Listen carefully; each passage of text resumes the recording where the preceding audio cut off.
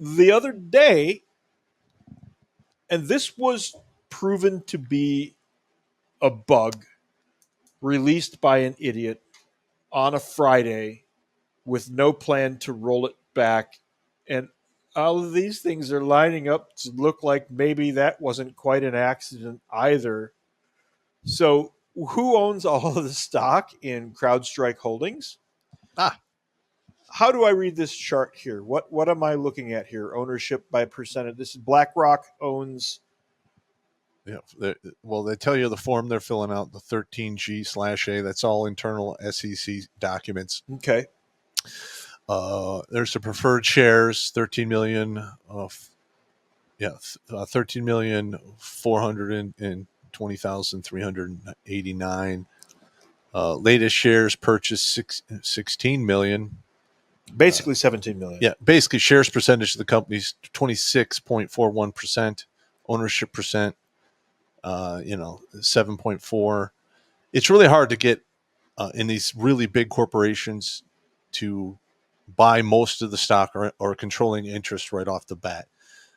If they have, shares percentage, 26 and 23%, they're getting on the board. You're going to be on the board of that corporation. They're going to have a say in the direction. You have a big say in what's going on. Yep. But yeah, like you see all the different forms, like the 13G/A, 13G, 13G. Those are all forms that you have to fill out when you're doing big stock moves in the SEC or on the NASDAQ or Wall Street. Now, from the look of this, they didn't really have any interest in CrowdStrike until 2020. And then by January 2024, they had an enormous interest. Of course. In this. What profit could they reap from CrowdStrike getting stabbed in the keister on this? They can short their own stock. They can short their own stock. Yes. That's they can short their own stock. You can do options against it. There's all kinds of different strategies. Now, walk this monkey through shorting a stock one more time. What does that even mean? It's like you buy a stock normally. So you buy it at 10 Yeah. and you hold it. It goes up to 25. You sell it. You make $15 of profit. That's the standard way. Well, they have reversed that to the inverse, actually. You buy the stock at 10, and if it goes down to 5 or 2, you get to keep the difference. Basically, you sell it back to them at the price that it's at, and you keep the difference. It's basically in reverse. Buy and hold. That's Imagine if you could do that with a used car. Yeah. Holy crap. How is that allowed? Well, first of all, it's when you short something, it's extremely risky because as long as that stock is nosediving or if it's going up, you can't get out of it until it dips, where then you could sell your portion off. Right. So we saw this happen with what was one of those video game stores. It was in the news like 2.5 years back. GameStop. Yeah, GameStop. Oh yeah.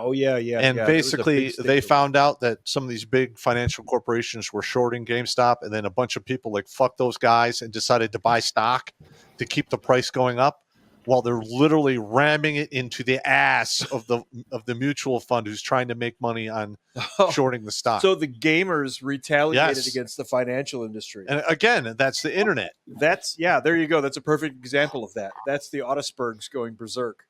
Mm-hmm. Yep, that's where the term meme stock came from. I believe it was GameStop and AMC. I know it was GameStop. Yep, and I think there was probably 2 or 3 other ones in there as well. But those ones were lesser known. But what'd you say? What a brilliant maneuver. Well, I mean, it is what it is. Like when I worked for Joseph Charles and Associates back in the day, some of the people I worked with that was their specialty, was doing stocks. They were real bummer people too. They'd come in and they'd be like, I think that one's going to go. Yeah. Uh-huh. And they'd have 5 or 6, maneuvers going at the same time. And as soon as one would flag wrong, they'd just sell it and keep the ones that were tracking. And some of these guys made so much fucking money. It was unbelievable.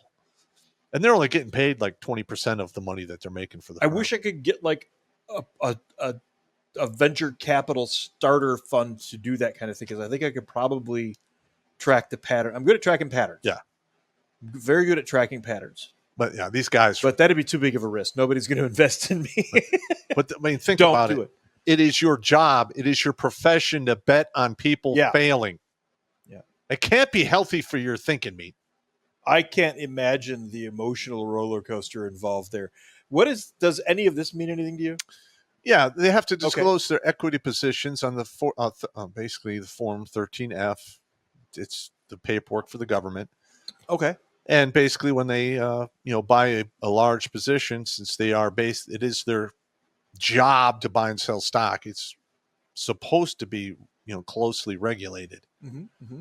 So whenever they make a big move, it shows up on the database. So that's what you're looking at right there.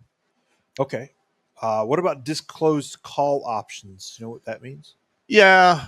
When you're doing a covered call, like say the stock is like $15 and they're offering a covered call, meaning that they'll give you $3 right now for the stock price of $15. So then if you do a covered call and say the stock goes to $25 and you have the covered call on it, you get to keep that stock at $25 and then take the profit. Oh, it's pretty crazy. And I'm rusty, so you don't hold me to this exactly, but that's what I used to do. I used to do the covered calls. There's databases where you could see what's going on. Okay. And you look at the stock history. If it doesn't really move much and you're looking at the graph, you're looking at the covered call, it's like $2 per share, and the share price is like $18. Yeah. You buy 1,000 shares and you keep the $2 per share. Yeah. And if the stock doesn't move at all, you still keep the stock at the end and you get the money. Wow. Yep. And I'm just glancing through the Rumble chat here. There's 2 movies that a couple guys are in here are talking about. Is Wolf of Wall Street. Yeah, I know that one. And my favorite one, Trading Places. Yeah. Well, again, this is we're not a disclosing. That's different. But yeah, that's different. We're not disclosing financial informations. We are not financial advisors. Nope. Do with what you will. But back when my thinking meat was whole, I used to mess around with this stuff. So I'm a circle thinker now. I can't do it. Right. I get distracted too easily now. I get rabbit holed. I lost my motivation for money. I'm just trying to help people and save That's lives. Fine. Yeah, I'm not really motivated. I'm motivated by quality of life. Watch Grunt Speak live every Tuesday and Thursday at 8 p.m. Eastern. And if you want to join Pop for Supporter Sundays, go to redonkulous.com/donate and make a monthly pledge. A link is in the Meat Gazer box.